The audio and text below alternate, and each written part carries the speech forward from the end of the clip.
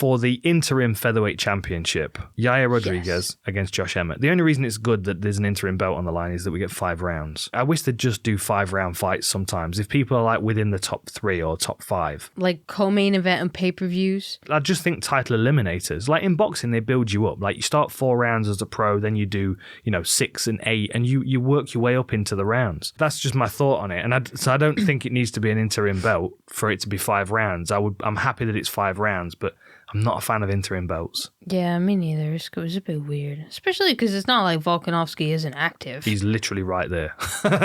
He's literally right there. And if you asked him to make weight and defend that belt as well, he probably would. Yeah. Because he's a maniac. I don't think the winner of this fight, I don't think they're close to his level. They can beat him now. No, I don't either. It's quite an interesting fight in a few different ways. One, because Josh Emmett is supremely tough and conditioned, but quite fragile in some ways. Yeah. Like he gets damaged easy, he gets injured easy. Do you know what I mean? And then on the other side, Rodriguez is very emotional, which puts him in harm's reach, and then he gets damaged easy. Yeah, it makes you know what sense. I mean? He gets hit and swollen up because he's standing his ground and he's determined that he's going to prove to you that you're not going to push him around. He's kind of how he fights. Yeah. And I feel like against Josh Emmett, that might be risky with that right hand that Emmett's got. Not many people throw the punch with that intention either. No. Like he throws it like I'm going to home run this. Yeah. He's like strong. And if you hit anybody in the chin with that much intent and being grounded, you're going to knock him out. Yeah. And he's quick, and Rodriguez is there to be hit. But I just don't know if Rodriguez has got the composure to be able to do it for 5 rounds and not get cracked. Yeah, he kind of like goes into like this really cool like flow state of striking. And he's just like from one thing to the next, and like he always seems to start in that like because there's so much pressure on the poor kid.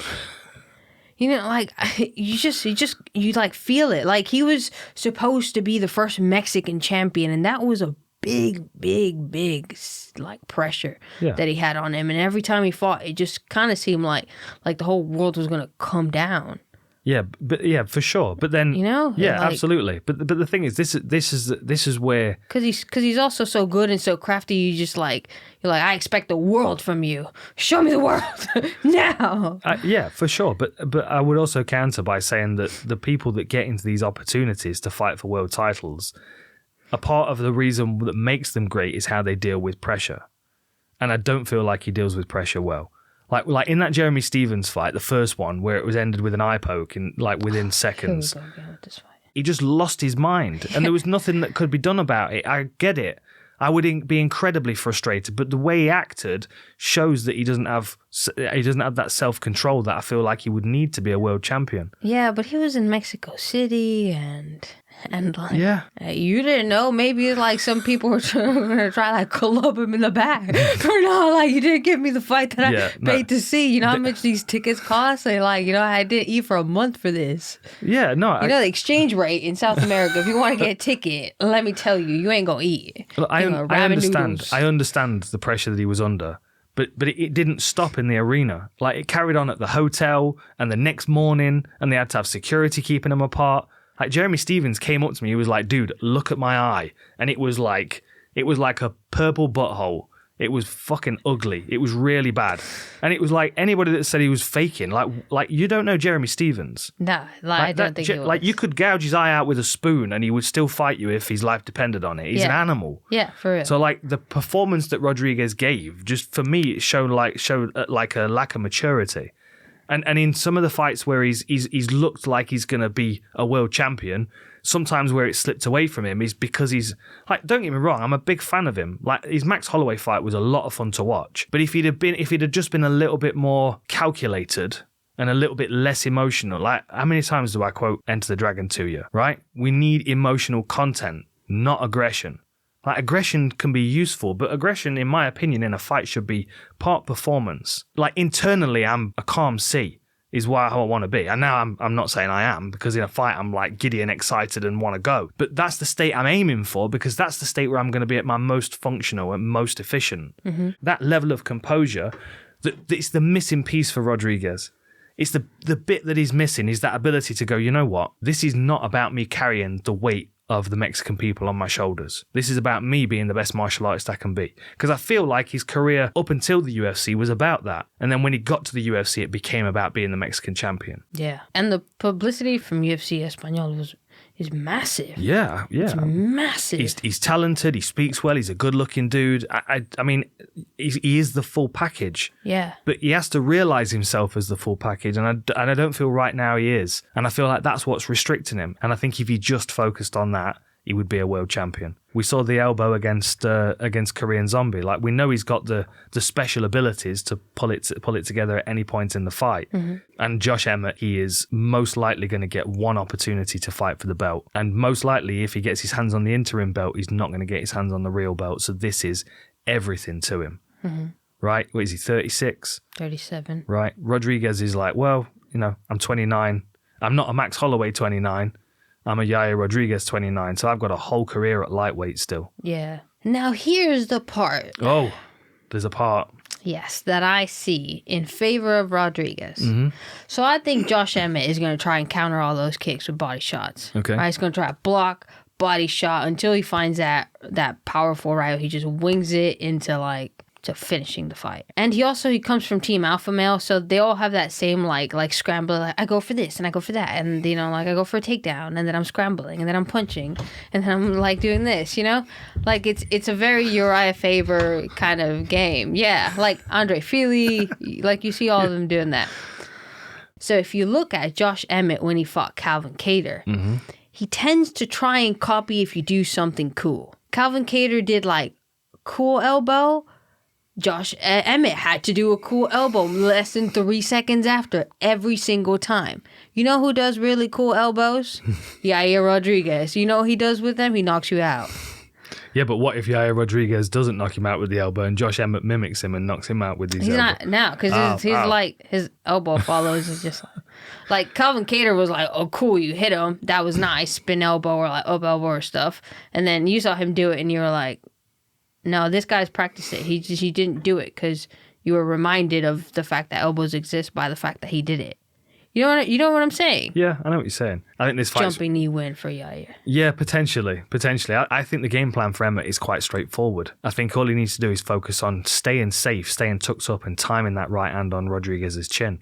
And if Rodriguez is being too aggressive, it's going to be much easier to do. Yeah.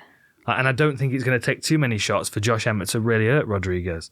And I don't think Rodriguez is going to fight Emmett with that same kind of respect. I think he's going to look at this fight and go, spinning elbow, bam, flying knee, bam, done. I'm going to get it. Yeah. Belt around my waist, call out the champ. Yeah. And I think that Josh Emmett could just be, he could take that knee and he could take the elbow and he could be cut and he could still be walking forward. Yeah, like he was versus Kattar. If I put myself in the mind of Josh Emmett, he's on his way to 40. He's fighting an aggressive kid who's very flashy, very flamboyant. He's going to keep his game plan super straightforward, land that right hand. It's a super, super simple game plan. He's there for that right hand. And I don't think it needs to be. That's why it's sometimes frustrating for me to watch him, because I can see where his potential is and he's not fighting to it right now, which is scary considering how well he's doing. Yeah. Right? Yeah. But that's the thing. He has the potential to be super duper. He really does. He has that potential. But the one thing that's holding him back is his willingness to tough it out. It's like he has to live up to that Mexican boxing heritage. Yeah, but that's like quite annoying as like I'm Hispanic. Mm-hmm. The first question I get asked in every interview is, so what is it like being a Hispanic woman fighting? So I'm like, what do you expect me to say? Because I'm Hispanic, I have a lot of like... that's the response that they want, and that's kind of what they want to see from you. And in the embedded, it actually shows like, oh, like Mexican, and I'm a Mexican. You see, like you have that's what it is like to be a Mexican fighter. You have heart, and you stand forward, and you don't back down. And it's kind of like if you do, kind of feel like you're not representing correctly. Yeah, which is I totally understand that. To which every time I get asked that question, I'm just like, I totally understand that. I do. But then like, give me a superpower, does it? But then the best Mexican boxer of all time, my favorite boxer of all time, Julio Cesar Chavez. Yes. Fantastic defense. Yes. Right? Yes. Super calm defense. In the pocket, watching his opponent, making good decisions, not at all emotional, right? Even when his corner's like trying to like... They're trying to hype him up and he's just... he's just there. He's in the moment, and he's an absolute assassin. Yeah. Right? And Canelo has turned that corner.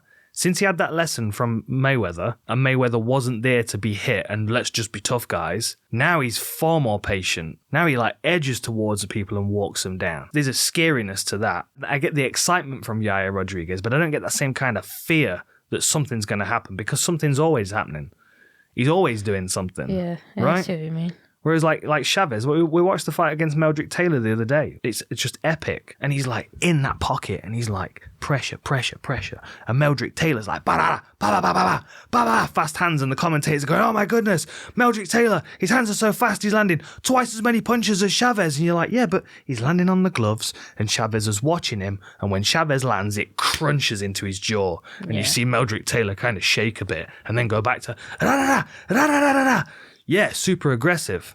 But he didn't know what week it was at the end of the fight because he got hit so hard. And that was patience and calm, even in the last round, right? Chavez in that last round, when his corner team was screaming at him, you've got to go and get it, you've got to go and get it. He was still jab, move, jog back a little bit, jab. Do you know what I mean? Yeah. Like, it was just a beautiful, calm performance.